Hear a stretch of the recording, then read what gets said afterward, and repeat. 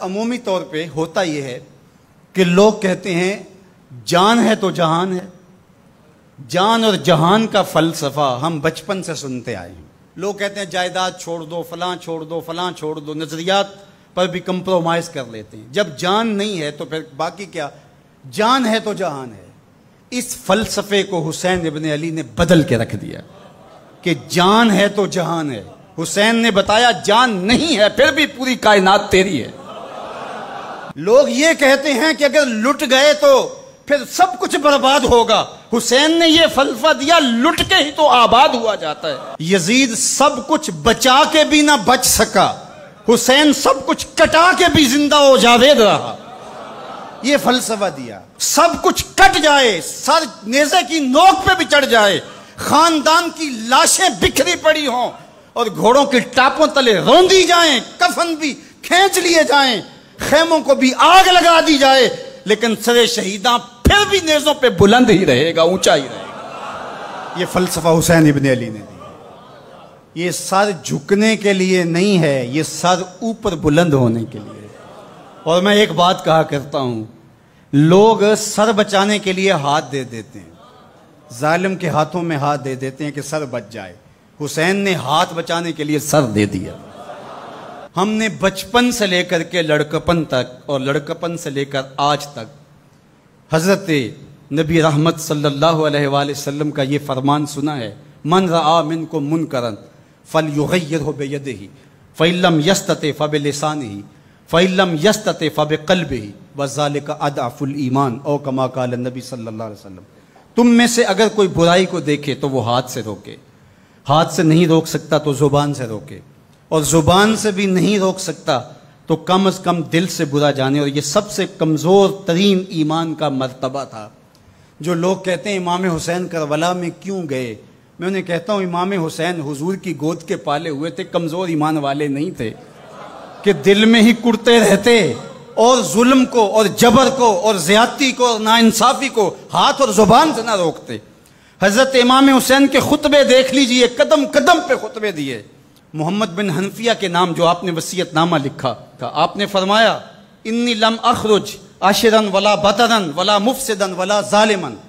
میں سیر سپاٹے کے لیے نہیں جا رہا اور نہ ہی میں اپنی کسی خواہش کی تکمیل کے لیے جا رہا ہوں. میرے اہداف میں، میری خواہشات کے کسی گوشے میں یہ موجود نہیں ہے کہ میں تخت و تاج حاصل کر لوں گا. انما خرجت لطلب الاصلاح فی امت جدی. میں اپنے دادا کی امت کی اصلاح کے لیے جا رہا ہوں. اريد ان آمر بالمعروف وانہا عن المنکر. میں امر بالمعروف اور نہی عن المنکر کے جذبوں سے مالا مال ہو کے میں اس سفر کو اختیار کر رہا ہوں. جب شریعت کا مذاق اڑایا جا رہا ہے، شریعت کی شکل بدلی جا رہی ہے، خلافت کا رشتہ قرآن سے ٹوٹ گیا ہے اور ایک نئی صورت دین کو دی جا رہی ہے، اور جو اس سانچے میں ڈھل کے دین نکلے گا وہ محمد عربی کا دین نہیں ہوگا جو طائف کے بازاروں سے لے کے مکے کی گلیوں تک، احد سے لے کر غزوہ حنین تک حضور نے خود اور اپنے اصحاب کو تکلیف میں ڈال کے جو دین دیا، جو امت تشکیل دی. یزید اس سارے نظم کو بدل رہا ہے تو کیا نبی کا نواسا جس کو حضور نے گود میں پالا ہو وہ خاموش ہو کے بیٹھ جائے؟ کہا حسین ایسا نہیں ہونے دے گا، اور اس کی جو بھی قیمت ادا کرنا پڑی حسین وہ قیمت ادا کرے گا.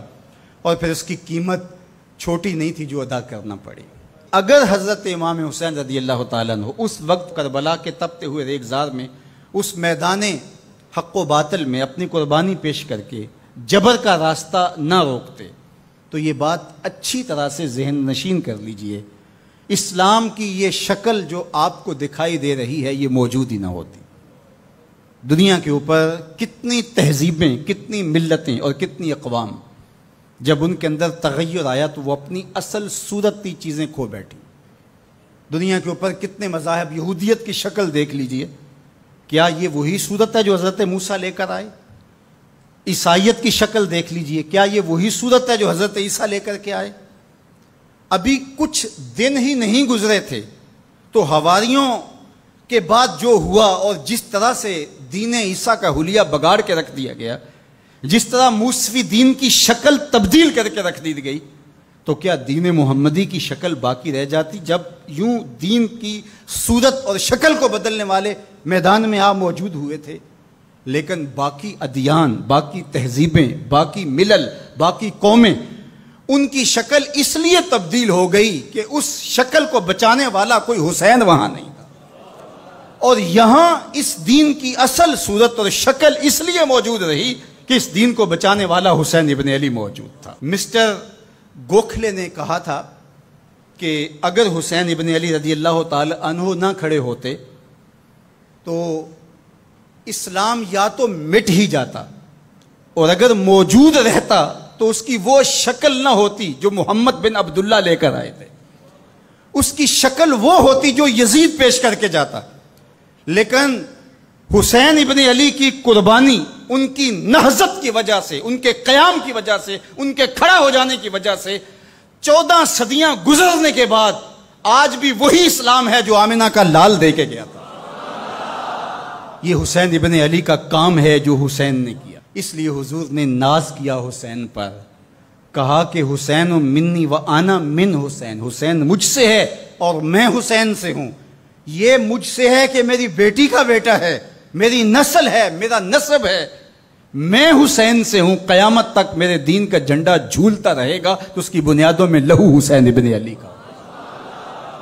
حضرت امام حسین رضی اللہ تعالی عنہ نے ایک بات کہی تھی جب بیعت کا آپ سے مطالبہ کیا گیا، تو آپ نے یہ نہیں کہا کہ میں یزید کی بیعت نہیں کرتا، بلکہ آپ کا جملہ تاریخ ساز ہے، بڑے لوگوں کا کلام بھی بڑا ہوتا ہے اور حکمت کے نور سے بھرا ہوا ہوتا ہے، قیامت تک ایک نسب العین دینا تھا۔ یہ نہیں کہا کہ حسین ابن علی یزید کی بیعت نہیں کرے گا، بلکہ کہا مثلی لا یبایع مثلہ، میرے جیسا اس جیسے کی بیعت کیسے کر سکتا ہے؟ تو یہ قیامت تک کے لیے لاہ عمل دے دیا کہ جو حسین کے نقشے قدم چلنے والا ہوگا وہ وقت کے یزید کے ہاتھ میں ہاتھ نہیں دے سکتا، چاہے گردن کٹ جائے، بازو کٹ جائے، خاندان لٹ جائے۔ یہ حسین ابن علی کا پیغام ہے۔